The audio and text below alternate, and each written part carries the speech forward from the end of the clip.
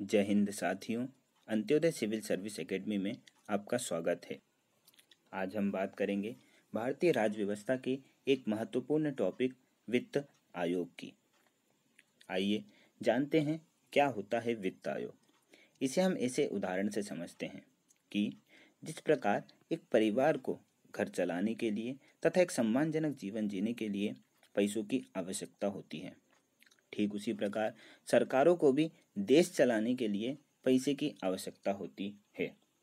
इसके लिए देश की प्रत्येक राज्य सरकारें एवं केंद्र सरकार अपने अपने स्तर पर करों का संकलन करती हैं और इन्हीं करों के यथोचित बंटवारे के लिए वित्त आयोग का गठन संविधान में किया गया है। मध्य प्रदेश लोकसेवा आयोग के संबंध में इस टॉपिक की प्रासंगिकता को जानते हैं।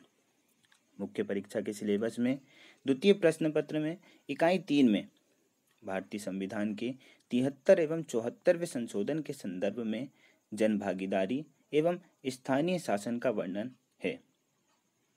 पिछले कई प्रारंभिक परीक्षाओं में भी इस टॉपिक से प्रश्न पूछे गए हैं एवं इसके भविष्य में आने की संभावना भी प्रबल है। आज के इस वीडियो में हम जानेंगे कि किस प्रकार वित्त आयोग का गठन होता है, कैसी होती है वित्त आयोग की संरचना, वे कौन कौन से कार्य हैं जो वित्त आयोग करता है एवं वित्त आयोग की क्या सीमाएं हैं। साथ ही साथ हम जानेंगे राज्यों के वित्त आयोगों को और हाल ही में चर्चा में रहे 15वें वित्त आयोग को। इसी के साथ साथ हम कुछ महत्वपूर्ण तथ्यों का भी अध्ययन करेंगे। आइए सर्वप्रथम जानते हैं गठन किस प्रकार होता है। भारतीय संविधान के अनुच्छेद 280 के तहत राष्ट्रपति वित्त आयोग का गठन करते हैं। इसका कार्यकाल 5 वर्ष होता है। इससे पूर्व भी राष्ट्रपति आवश्यकतानुसार वित्त आयोग का गठन कर सकते हैं। प्रथम वित्त आयोग का गठन 1951 में केसी नियोगी की अध्यक्षता में हुआ। इसकी संरचना को जानते हैं। इसमें एक अध्यक्ष एवं 4 अन्य सदस्य होते हैं।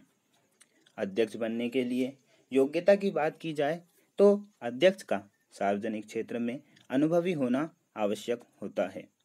सदस्यों के लिए योग्यता की बात की जाए तो इसका एक सदस्य किसी उच्च न्यायालय का न्यायाधीश या इस पद के लिए योग्य व्यक्ति होना चाहिए। अन्य सदस्यों की बात की जाए, ऐसा व्यक्ति जिसे भारत के लेखा एवं वित्त का विशेष ज्ञान हो, ऐसा व्यक्ति जिसे प्रशासन एवं वित्तीय मामलों का व्यापक ज्ञान हो, तथा चौथा व्यक्ति ऐसा होगा जिसे अर्थशास्त्र का विशेष ज्ञान होना चाहिए। इसके कार्यों को जानते हैं। अनुच्छेद 280(3) के तहत वित्त आयोग के कार्यों का वर्णन किया गया है। इसका प्रमुख कार्य केंद्र एवं राज्यों के मध्य करों का बंटवारा करना है। अन्य कार्यों की बात की जाए तो भारत की संचित निधि से प्राप्त राजस्व अनुदान के सिद्धांत का निर्धारण करना। तीसरा कार्य देखें, राज्य वित्त आयोग के द्वारा अनुमोदित कोष का मापन करना तथा राष्ट्रपति के द्वारा सौंपे गए अन्य कार्यों को करना। आइए हम जानते हैं पिछले कुछ आयोगों की रिपोर्टों को। 11वें वित्त आयोग ने केंद्र एवं राज्यों के मध्य करों के बंटवारे में हिस्सेदारी 29.5 निर्धारित की थी, जिसे 12वें वित्त आयोग ने बढ़ाकर 30.5 कर दी। 13वें वित्त आयोग ने राज्य एवं केंद्रों के मध्य करों के बंटवारे को 32% निर्धारित किया। 14वें वित्त आयोग ने राज्यों के लिए बंटवारे को 32% से बढ़ाकर 42% निर्धारित किया एवं हाल ही में गठित 15वें वित्त आयोग ने इसे घटाकर 41% निर्धारित किया है। आगे वीडियो में हम इसके कारणों को भी जानेंगे। आइए हम बात करते हैं वित्त आयोग की भूमिका की। आयोग अपनी वार्षिक रिपोर्ट राष्ट्रपति को सौंपता है। राष्ट्रपति महोदय इस रिपोर्ट को संसद के दोनों सदनों में रखते हैं। सरकार के लिए इनकी सिफारिश मानना बाध्यकारी नहीं है और इसी संदर्भ में इसकी सीमाओं का भी आकलन किया जाता है कि इसकी जो सलाह है वो सरकार को मानना बाध्यकारी नहीं होती है। आइए हम जानते हैं राज्य वित्त आयोग को। वर्ष 1993 से सभी राज्यों में वित्त आयोग है। भारतीय संविधान के अनुच्छेद 243 आई और अनुच्छेद 243 वाई में राज्य वित्त आयोगों का विस्तृत वर्णन किया गया है। इनका भी गठन प्रत्येक 5 वर्ष में किया जाता है। आइए हम जानते हैं राज्य वित्त आयोगों के कार्यों को। पंचायत एवं नगरीय निकाय की वित्तीय स्थिति की समीक्षा करना, साथ ही साथ टैक्स, शुल्क, टोल फीस से आय का राज्यों में बंटवारा करना, ये राज्य वित्त आयोग के प्रमुख कार्य हैं। साथ ही यह केंद्रीय वित्त आयोग को राज्य के लिए वित्त से संबंधित मांग भी रखता है। आइए हम जानते हैं हाल ही में चर्चा में रहे 15वें वित्त आयोग की। इसका गठन नवंबर 2017 में वित्त आयोग के गठन का ऐलान किया गया था। इसका अध्यक्ष NK सिंह को बनाया गया।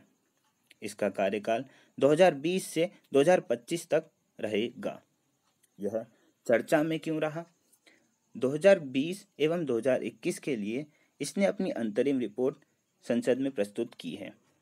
इसके तहत राज्य और केंद्र सरकार के मध्य करों के बंटवारे को 1% कम कर दिया गया है और यह 42% से घटाकर 41% निर्धारित किया गया है। इसका कारण जम्मू और कश्मीर राज्य के विभाजन के बाद की व्यवस्था को ध्यान में रखकर किया गया है। आयोग ने अनुशंसा की है कि इन 2 नए केंद्र शासित प्रदेशों के गठन के लिए वित्तीय आवश्यकताओं को पूरा करने के लिए इसको कम किया गया है। आइए हम जानते हैं कुछ महत्वपूर्ण तथ्यों को। भारतीय संविधान में यह बताया गया है कि भारत में राजकोषीय संघवाद के संतुलन में वित्त आयोग की भूमिका महत्वपूर्ण है। साथ ही यह एक संवैधानिक निकाय होने के साथ साथ एक अर्धन्यायिक निकाय के रूप में भी कार्य करता है। इस वीडियो की डिस्क्रिप्शन PDF नीचे दी गई है। यदि आपको यह वीडियो पसंद आया तो इसे लाइक और शेयर अवश्य करें। साथ ही हमारे चैनल को सब्सक्राइब करना न भूलें। धन्यवाद।